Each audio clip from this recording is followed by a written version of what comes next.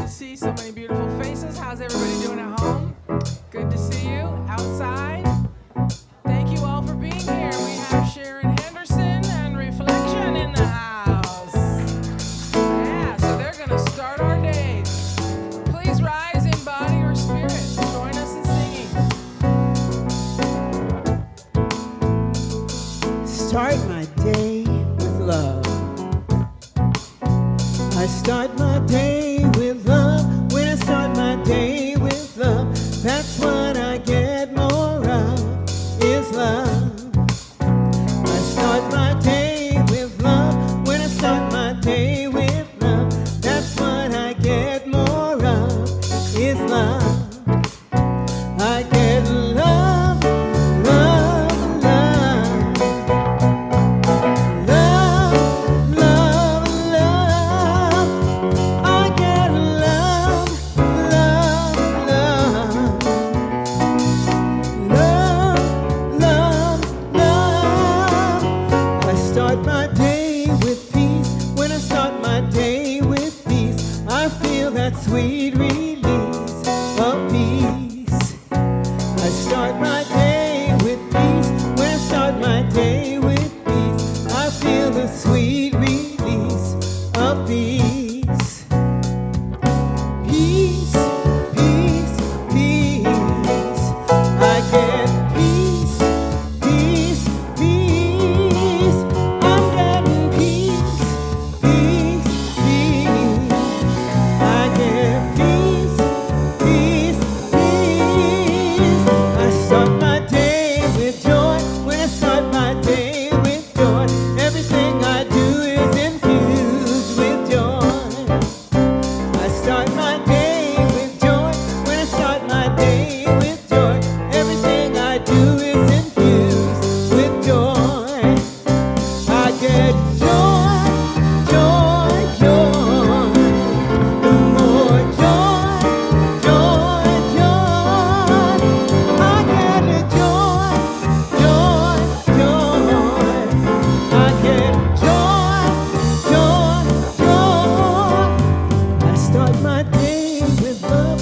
When I start my day with love, that's what I get more of, is love.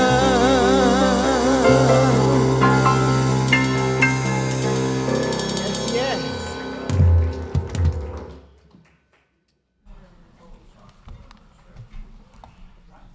Good morning and welcome to our Unity of Walnut Creek service. My name's Brinley. And my name is Casey. Welcome to our service. Good morning. We want to greet and bless everyone who is watching online. Your presence adds to our spiritual community, and we are grateful to have you with us. Thank you for joining us today. Please join me in welcoming our guest musicians. Sharon Henderson, joined by Patrick Mayer on keyboards, Lee Henderson on bass, and Vino Thomas on drums.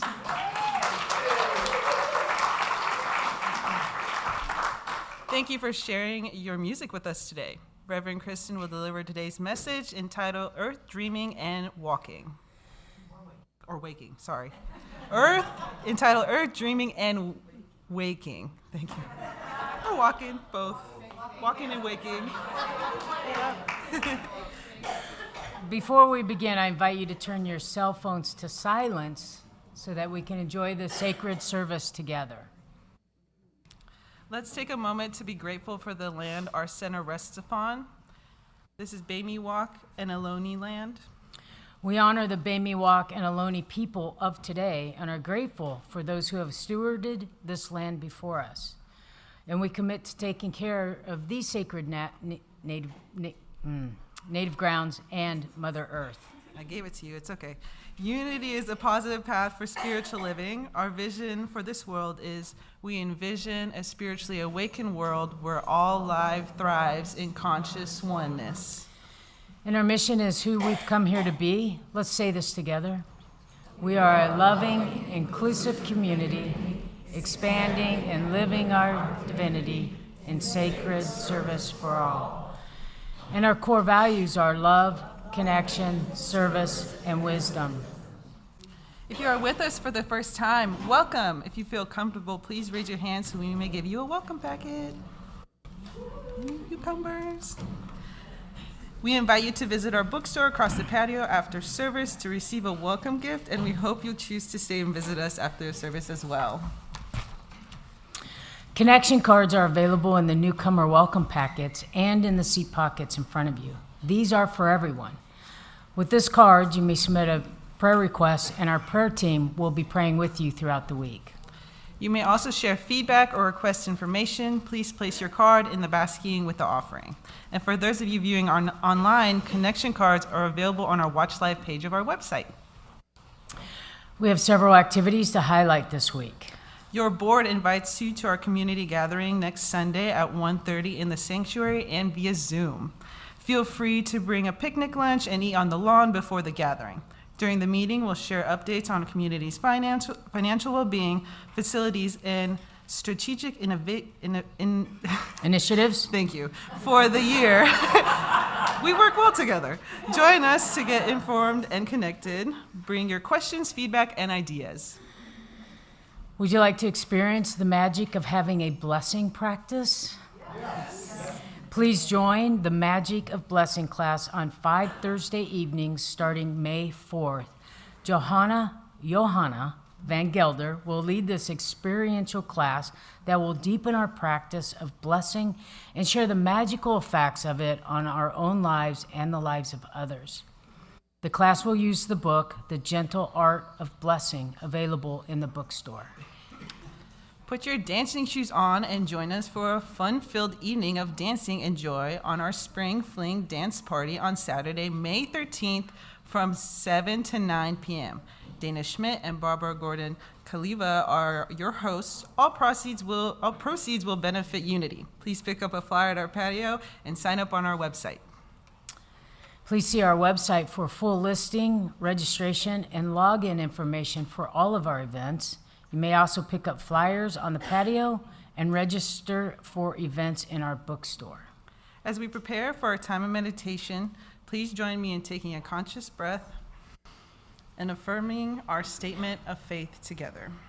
There is only one presence and one power in the universe and in my life, the all-loving goodness of God. We begin with the reading, followed by music, guided meditation, and silence.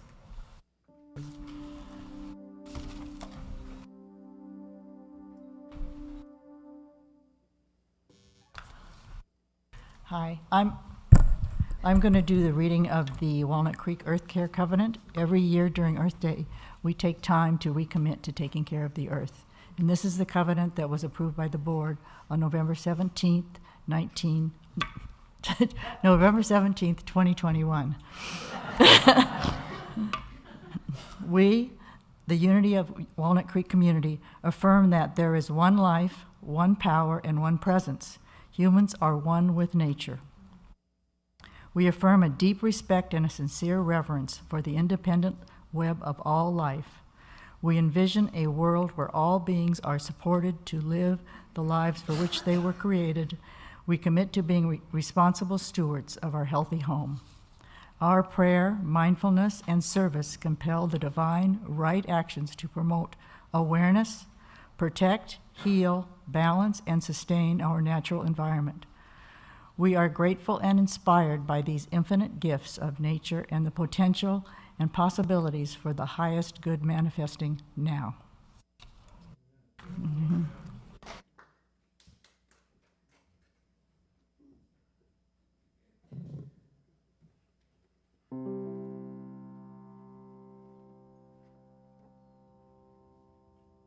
I breathe in, I breathe out, I take in, I give out, I let love, I let go.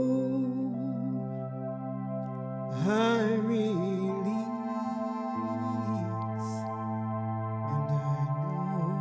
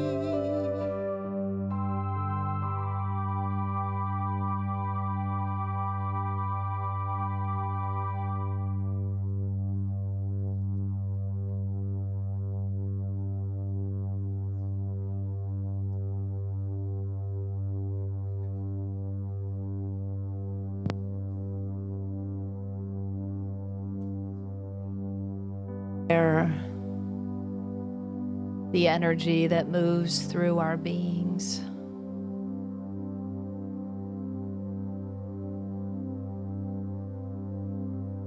Life itself, revitalizing and energizing the cells of our body. Every breath in, an opening, a receiving, an allowing.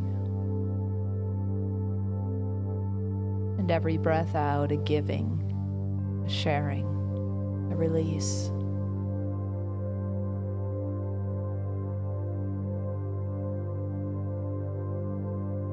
The wondrous creation of divine intelligence of this beautiful earth. We have these amazing relationships that give and receive life. As we breathe in the gift of our plant friends. And as we breathe out, we help animate their beings.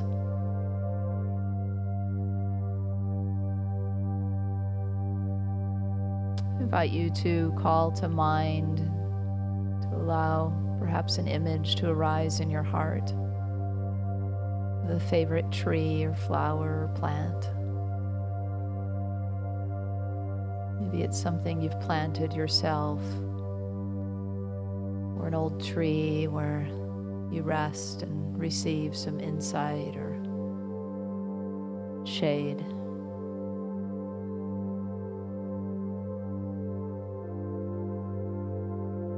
Just let whatever comes, come. A plant, a tree, a flower, a blade of grass.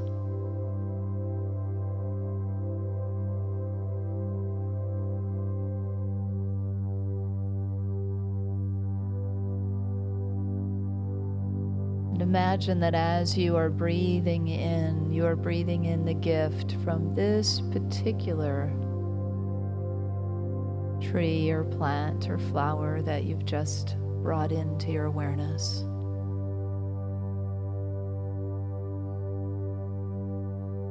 Giving you the gift of life, this one.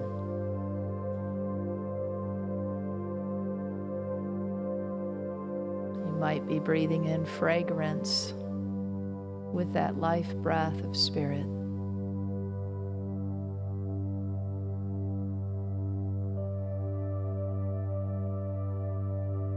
And when your body has drunk in all the nutrients of this breath, and you are ready to give it away, as you exhale, send it to your friend,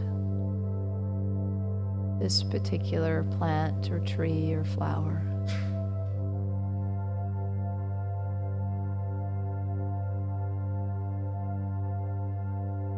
You might even notice how it receives.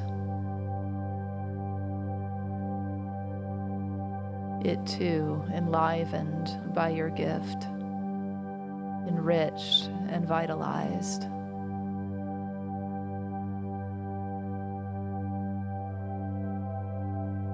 Behold its strength,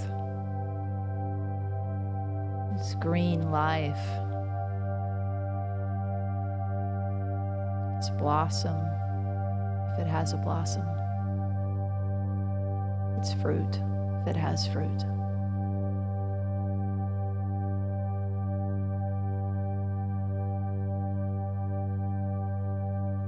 Notice how you contribute to the color and the texture of this living being.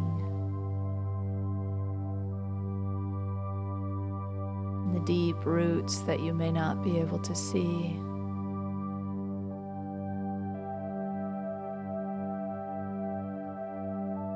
Notice how the same sky and the same earth support you both.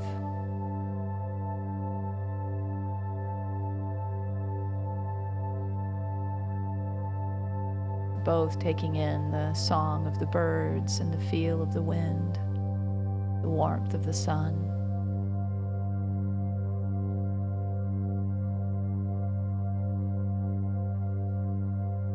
And as we enter our silent time, you may wish to continue your reverie with this particular form of life that gives to you as you give to it. The circle of life right here with a breath. Breathing in, receiving, breathing out, giving in the silence.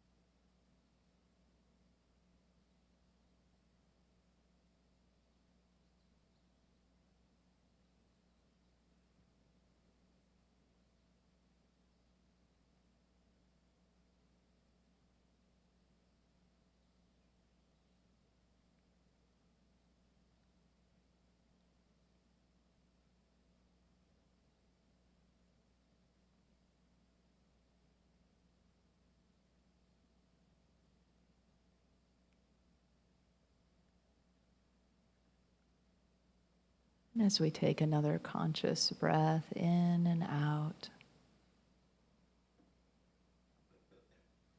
let's bless that particular plant that we've been working with, giving thanks for the life, for this relationship, and for all of our relations.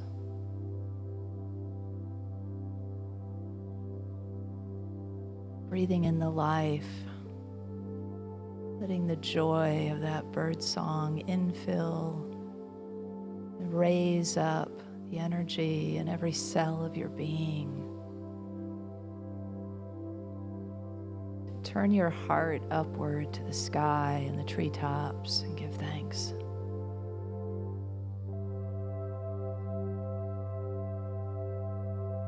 Feel your feet upon the sacred Mother Earth.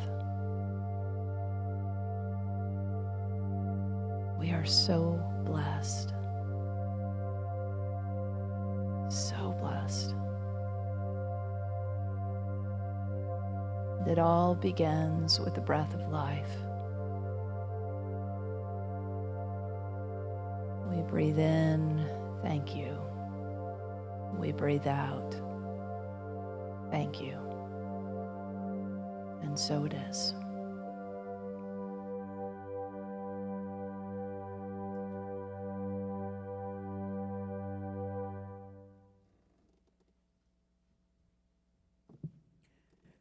No need to push.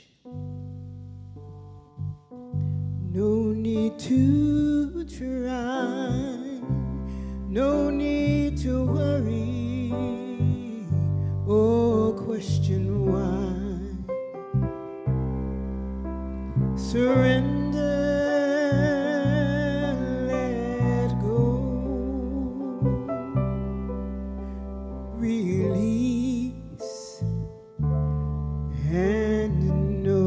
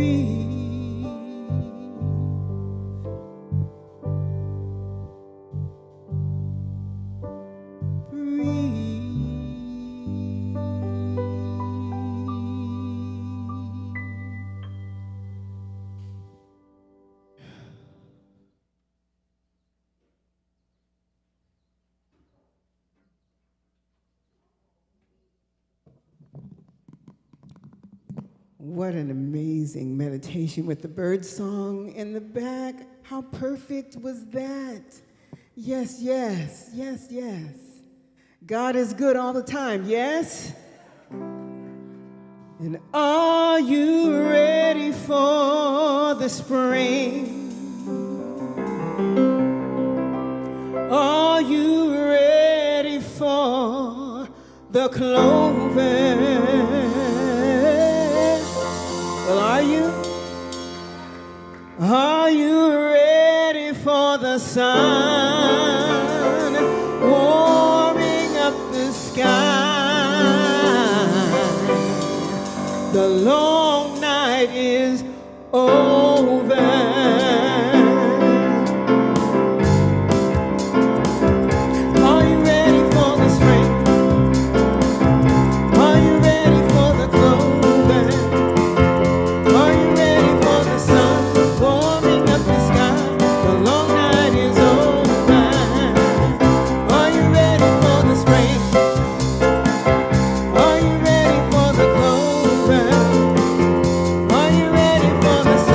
Warming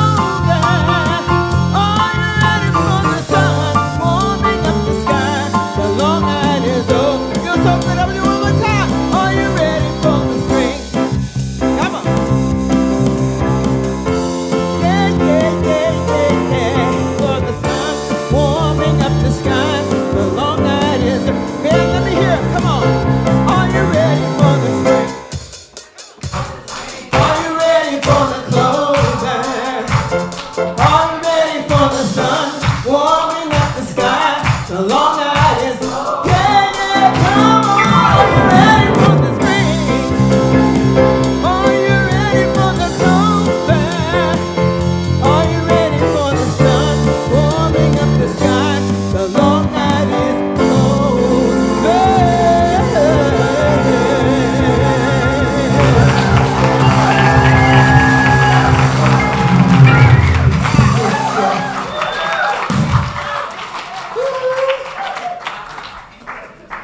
All right, Sharon and the Reflections in concert soon, I hope. Yes. Wow. I feel like a flower that just got watered. How about you? Ooh, happy Earth Weekend. Are you having a good one? The weather's cooperating really well for it, isn't it? So I hope you're getting out, you're enjoying, you're contributing to the earth, whatever feeds your soul, that you're giving that back as well. Yesterday we had a great day here of attending our sacred grounds, yes? And an Earth Day ceremony and a potluck. So if you participated in any of that or in creating it, would you please stand and let us give you some thanks for that? Yeah, nice.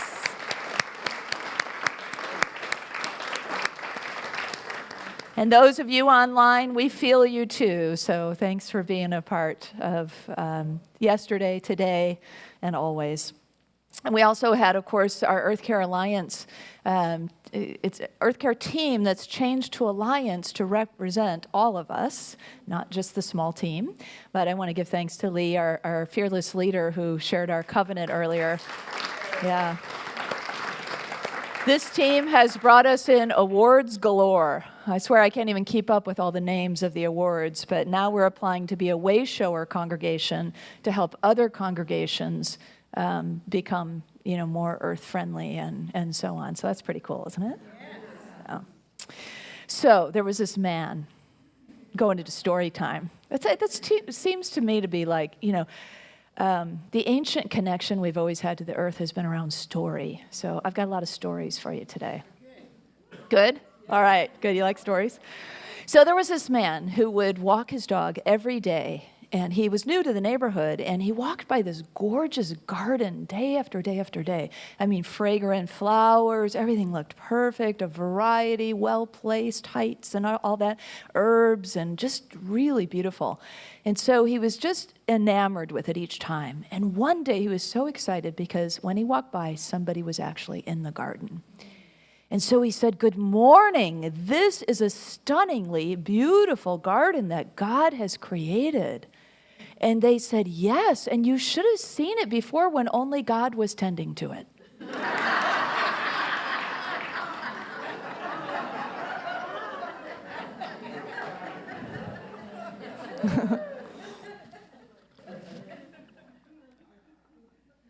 As my dad would say, "Isn't that the truth?" He loved to rose garden, so.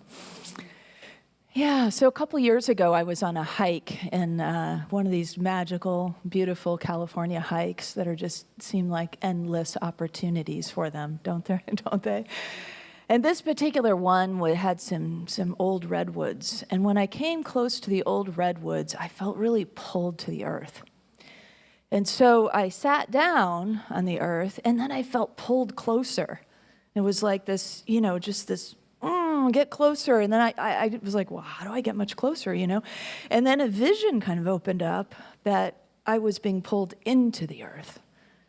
Now, that both intrigued me and scared me at the same time, right? It was like, I don't think I'd be able to breathe very long under there. And so it's just stuck with me as an experience. It's one of those spiritual experiences. Sometimes we make meaning of it, and sometimes we'll never know really what that was about exactly.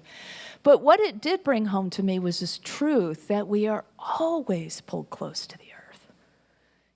Literally, scientifically, gravity pulls us close to the earth at all times, right? But there's also this energetic, spiritual connection with Mother Earth that I think pulls us close.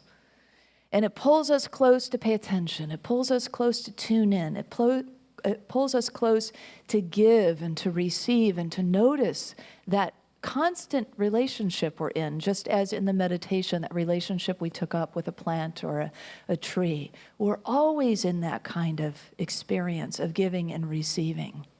And so to remember that, to be reminded of that, Earth and all of her forms are in constant communication, a constant dance with one another.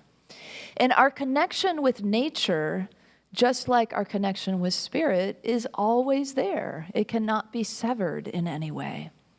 We just aren't always aware of that magnetic pull that's going on, that energetic pull that's always happening. As an anonymous sage said recently, there's no Wi-Fi in the forest, but I guarantee you'll find a better connection. It's true, right? Yeah, sometimes even, when we're in the forest, we're busy taking pictures of whatever it is that we are experiencing. It's like we're not really experiencing it. We're taking pictures so we can, in the future, enjoy it when we look at our pictures and show them to our friends, or post them on social media. And so it's that kind of turn off the devices and be, so that you can really have that connection. You can feel that pull. When we focus our connection with any form of life, we create that, we walk that bridge from heaven to earth, right? Heaven isn't some far off place, but it's like, oh, wow, look at this glory. Listen to this glory. It's right here. It's right now. So it helps us with that mystical to physical bridging connection. It can easily be crossed. We recognize that.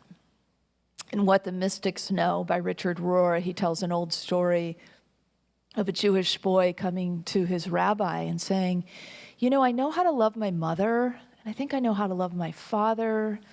I get it with my brother even, and my little sister. But how am I supposed to love God? We're always hearing about how we're supposed to love God. He said, but I can't see God, so I don't know how I'm supposed to love God. And the rabbi says, start with a stone. Now, the boy loved to throw stones, but love a stone? He was like, huh? And then he went on to explain it a little more. And he said, try to be present with it. One of the most basic things in our reality, that stone. He said, notice its beauty, its texture. Take it in. Notice it for what it is, its goodness, its innate goodness. And see if you can allow that into yourself, into your heart. The boy was intrigued. The rabbi went on and he gave more examples. Take a flower, for example. You don't need to cut it and put it in a vase. Just be with the flower. And all the same things. Notice its goodness and its beauty. Take it in. Then he said to the boy, really got his attention, do you have a dog? Oh, yes, I do. Well, can you imagine doing that same thing with your dog? Well, that was really easy, right, for him. No leap there. And then he mentions the mountains and the sky. Other people, he says, when you consider another person, see if you can see the goodness and the beauty in them and allow that to also be a reflection of you and see yourself in them and you and vice versa. And so it's in this way, by loving a stone and loving a flower and loving your little dog and the mountains and the sky and another person, you're already loving God. And then the boy really understood and felt empowered and inspired because all of those things were easy for him to love. So now he understood. Be present to the goodness and the beauty of life, in other words. And that bridge then is crossed between heaven and earth, between the mystical and the physical, the human and the divine. It doesn't feel like so much two opposites anymore because we recognize the oneness that is innate in all life. Nature is our teacher, the book of Job says. If you would learn more, ask the cattle. Seek information from the birds of the air. The creeping things of the earth will give you lessons. And the fishes of the sea will tell you all. There is not a single creature that does not know that everything is of God's making. So even the tiniest of little creatures have spiritual lessons to give us. And those lessons can be about being, like being present and being beautiful and just being still and just being as you are, not trying to strive into something else. It reminds me of when Jesus said, consider the lilies of the field. They neither toil nor spin, but they're glorious. They're beautiful, right? And so it's that beingness that we learn from nature, the naturalness of movement and ease of being just as we are. And then there's the doing even that nature shares with us. The doing of nature is how to accomplish things, how to cooperate with each other. You know, we can think about a lot of examples in nature. In fact, in humankind has a term for that, biomimicry, where we actually create systems and things and designs and things that will work more effectively and efficiently and comfortably and harmoniously because we've watched how nature does it, and then we recreate it in life.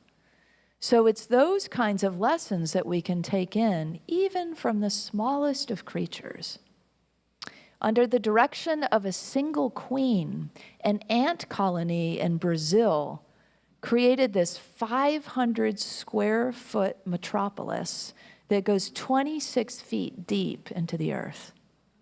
Ants created this. Ants created this. It has a network designed to allow good ventilation and provide the shortest transport routes. It features scores of highways that go through the main chambers, and then they have little side roads. And if you follow some of those side roads all the way out, they lead to rubbish pits and fungus gardens that were created by the little worker ants bringing the vegetation in.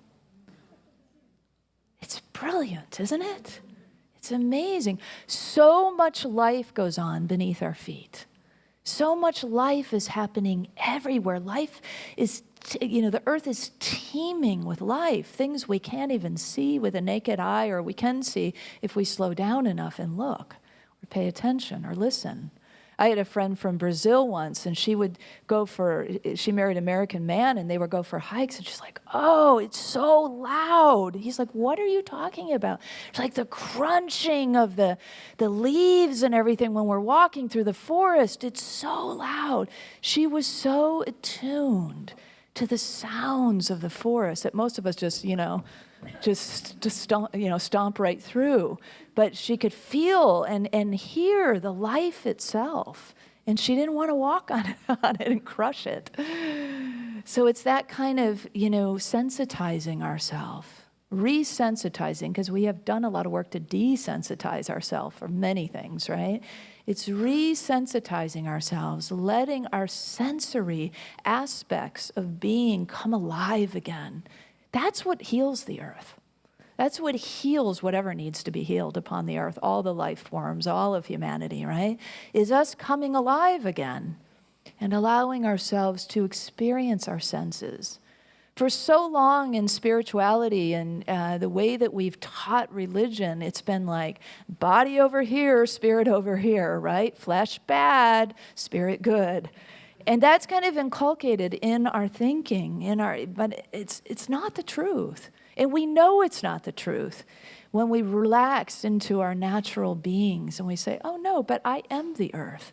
My body is the earth. How I treat my body is analogous to how the earth is treated and vice versa, right? Because we are all one. That's why our vision, I love our vision so much that it's about all life thriving in conscious oneness. It's that aliveness. It's that coming back.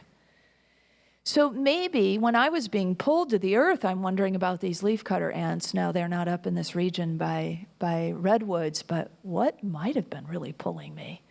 Maybe there was something that created some kind of cool underground metropolis that wanted me to tour their home. Let's show some of those humans what we're doing down here beneath the earth. Who knows? We grossly underestimate the intelligence of animal and plant life. We grossly underestimate the worth of all life. And so it is for us as spiritual beings to awaken to that with a sensitivity, to let our sensory experiences come alive, and at the same time, that awakens our spirituality in a whole new way. That's embodied spirituality. And that's what Earth Day, I think, is a reminder of, that we are embodied spiritual beings. And what all does that mean? And what more could it mean as we breathe more life into that idea and awaken more to what is meant by all of that? So in other ant news, you have to bear with me with the ant stories, okay? This is for my own learning, because I'm always wanting to treat all life in a sacred way. But when the ants come marching into the kitchen, it's really hard, right? And we get them here at Unity too a lot in the bathroom, and it's like this existential experience. Like, what do we do with this sacred life? We don't want you here, you know. So we don't want you here. In the bathroom, in the kitchen. You know, we want you here, and so it's that whole experience. Anyway, I'll stop with my own existential crises. It seems like there are bigger things to be concerned about on the planet, but I guess that's my point, is that all of it is worth paying attention to, right? All of it is worth holding as sacred. So anyway, here's another ant story.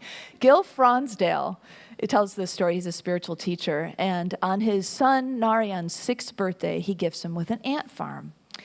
And Narayan is just absolutely engaged in this ant farm. He can't wait when he comes home from school. He runs to see it. He's watching all the things that are happening with his ants. He names some of the ants.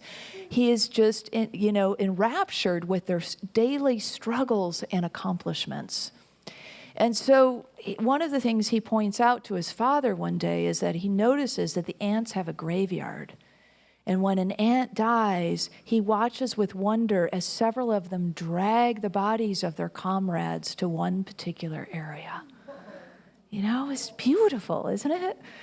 And so Gil writes about this day he goes to pick up his son Narayan at school, and he said, I can see him visibly distressed as he's coming to the car, you know, and there's that feeling of, uh-oh, what happened at school, you know. I'm sure for all you parents, you can feel that, oh, who hurt my child, you know, that sense, that worry. And so Narayan gets in the car and he says that the kids were playing this game at school where they were stepping on ants. And he said he couldn't understand why his classmates would hurt these creatures who had become his friends and who he had so much reverence for. And so, you know, when we spend a lot of time with a living being, we suddenly have that kind of understanding and reverence that we see them as the divine expressions that they truly are, as Narayan had. We can see that they're animated, that they're hungry. We can see that, like us, they're social. And like us, their life is fragile, and they just want to be alive and do what they do. And so Gil said to Narayan, your playmates didn't have the chance to get to know the ants like you did. And if they had, they wouldn't injure them. Isn't that beautiful? I mean, it's such a lesson in compassion. And it's a reminder that all life is sacred. And when we treat it that way, we offer that respect and honor in that kind of natural way. You know, the word that comes from the same root as sacred is sacrilege, which is when there's wrongdoing, action against something sacred. So our spiritual work is really to uncover the places on the planet and amongst our human friends where we are committing sacrilege or within ourselves, and bring it back into the sacred, restore it in its sacredness. By our treatment, by our words, by our actions, whatever they might be. Often, though, we do the opposite. We try to just cover up and move on from whatever sacrilege has occurred for various reasons, right? We don't want to look. It's painful to look sometimes.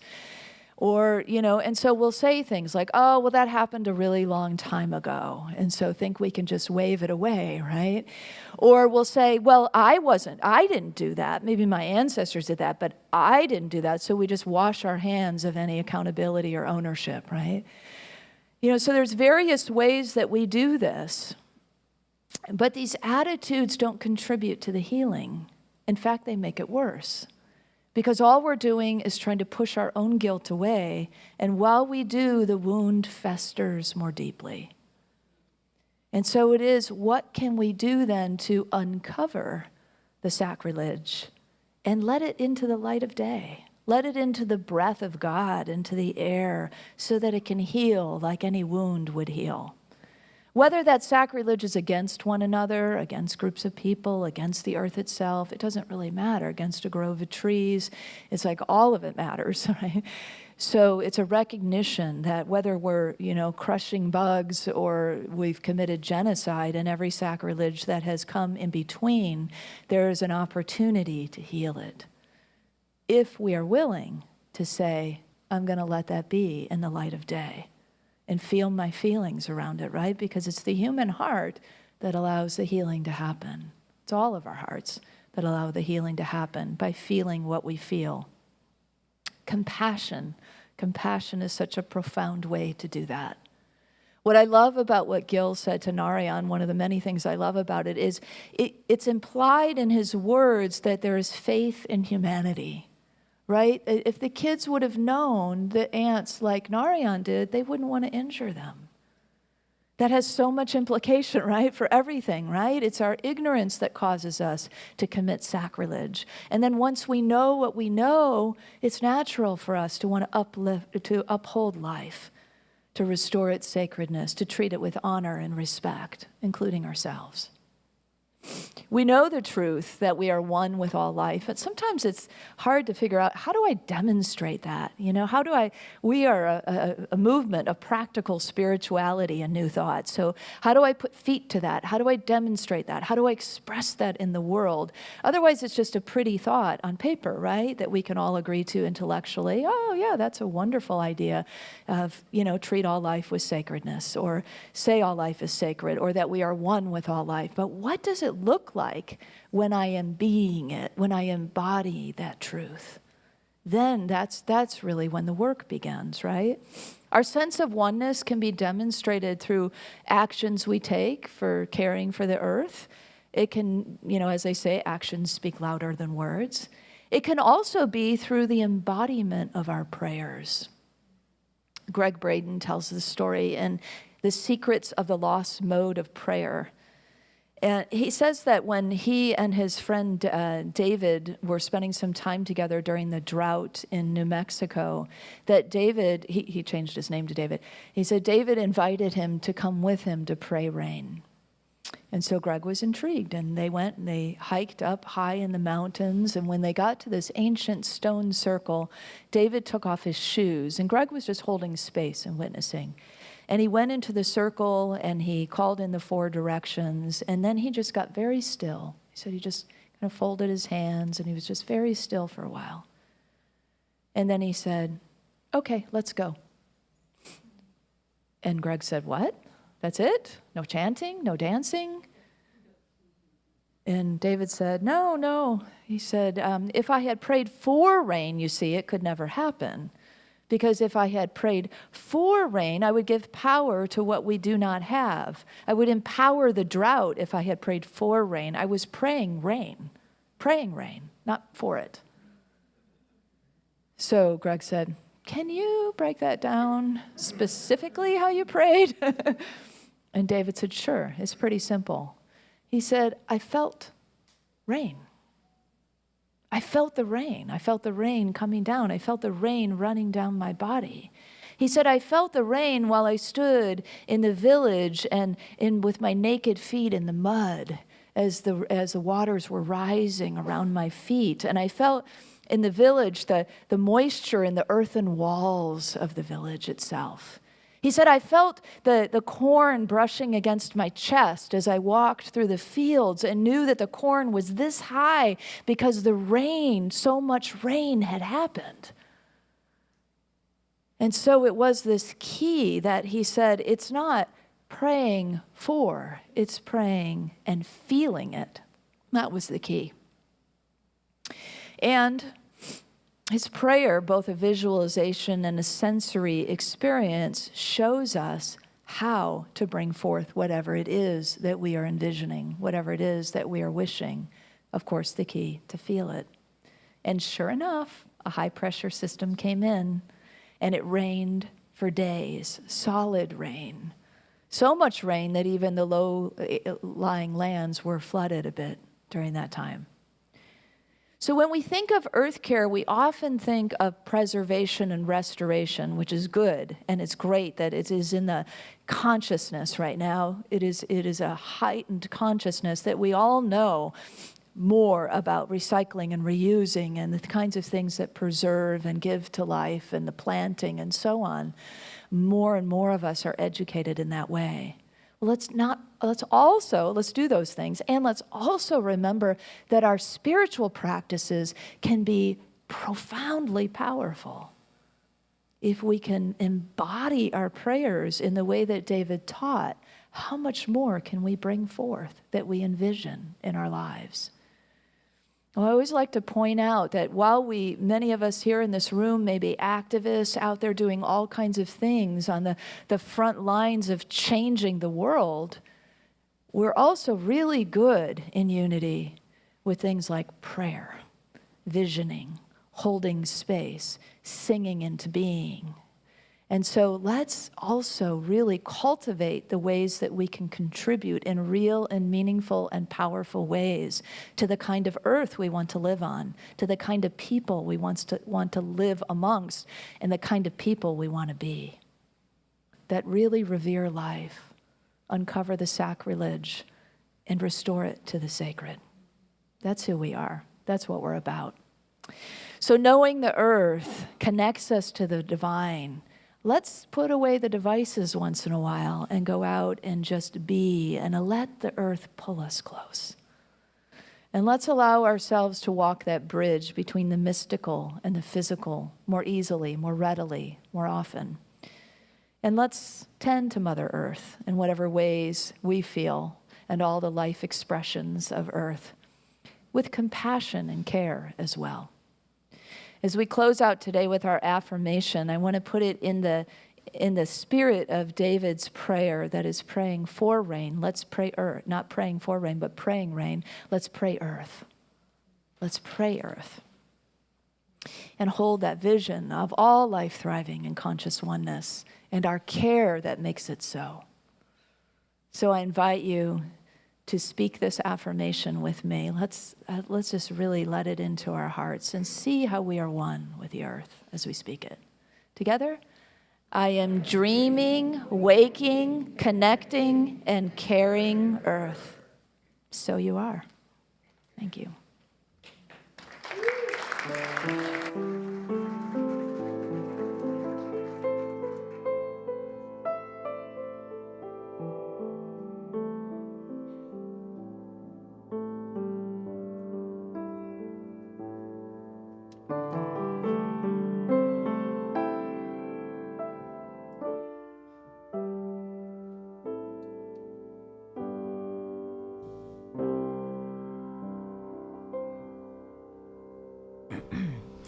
Thank you, Kristin, for that beautiful message today. And I wanted to tell a story on Kristin. A few years ago, we had some rats move into the back of our yard, enjoying our compost and our birdseed.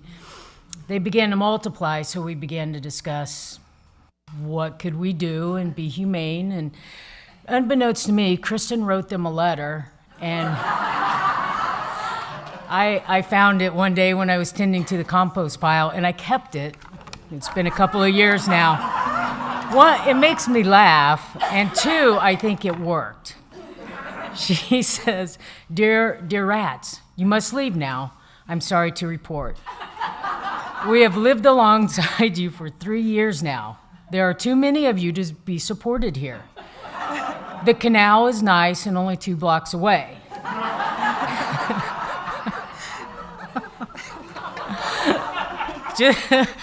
Just find a place that isn't someone's yard or home and you will be safe. We do not want to harm you. Please go in peace. Your time here is done at the end of the month. And she dates it. September 30th. And then she says, be well and do not multiply too much. Hugs and kisses, Kristin and Brenly.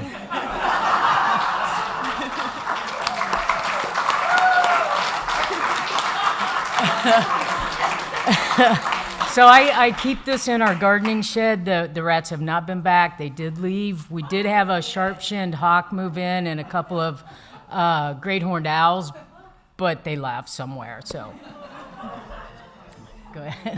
How do I come back from that? That was awesome. If you would like to explore the concepts from today's message in greater depth and share your own wisdom, please join us for a spiritual growth circle, which meets the first four Tuesdays of the month at 7 in the bookstore. Our prayer chaplains are available after the service to provide personal prayer support. If you are a prayer chaplain serving today, please stand. Our prayer chaplains wear the lavender stoles. Whether you have a joy or concern on your heart today, praying with our prayer chaplains is a powerful opportunity to have your intentions raised up in consciousness. Now let's open our hearts to the practice of giving. Yay. I invite you to pray your gifts as we align with the universal law of circulation. As we give, we shall receive. In truth, there is no lack or limitation. Abundance is our true nature. For your convenience, there are a variety of ways to give financially to our community. In addition to checks and cash, you may download the Give app, scan the QR code on the back of the yellow card that is in the back of each chair, or set up a bill pay through your bank. For those of you at home, you may click on the donate button on our Watch Live page. I invite you to take your tithe or offering in your hand and repeat our affirmation together. Divine love, one with me, blesses and multiplies all that I am, all that I have, and all I give, and all that I receive. I am joy-filled and grateful.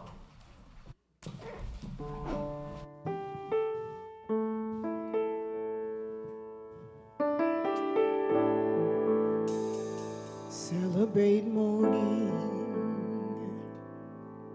the cry of a loon on a lake in the night. Dreams that are born in the dawn's early light. Celebrate morning, celebrate living, the laughter that sings in the heart of a child, freedom that flies to the call of the wild. Celebrate living, celebrate evening, the stars that appear with the loss of the sun. Whispering winds, we are one, we are one.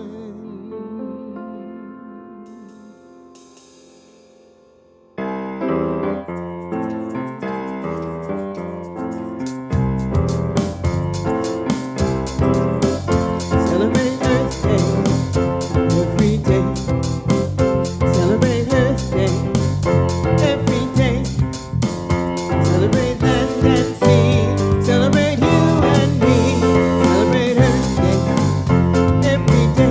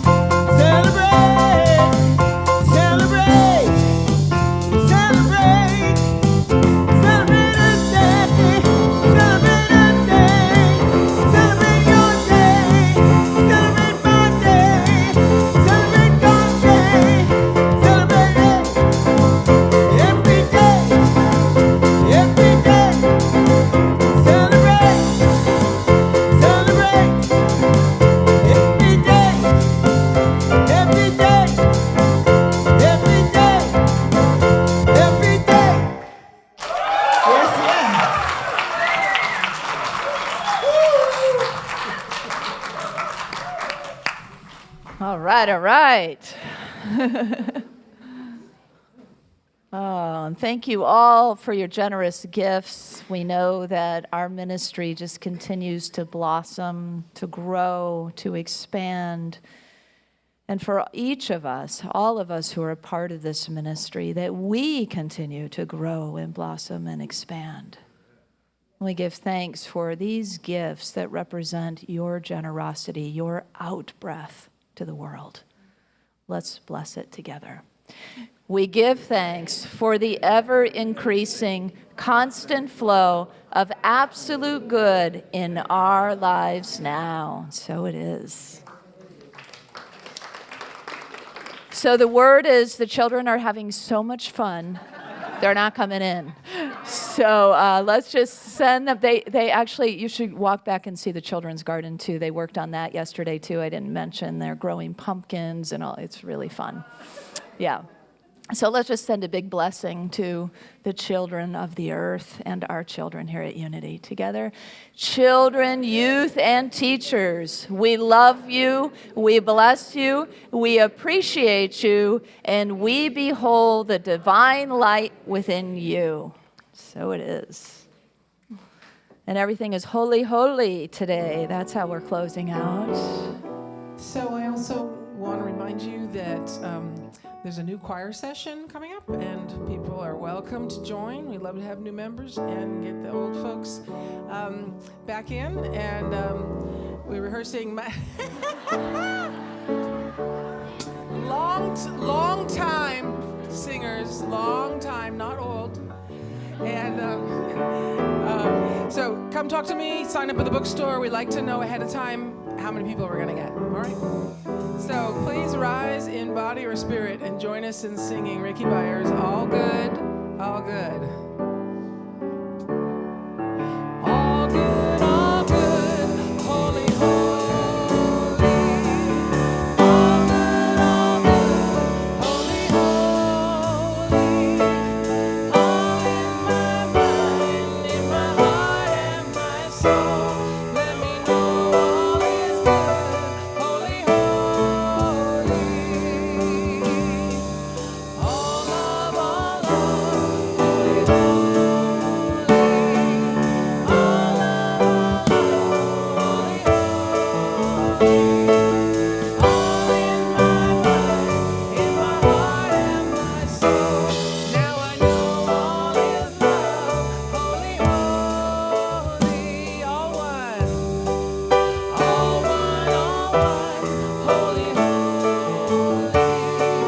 All one, holy, holy. All in my heart and my soul. Now I know all is one, holy, holy. All in my mind. All in my mind, in my heart and my soul. Now I know all is one, holy,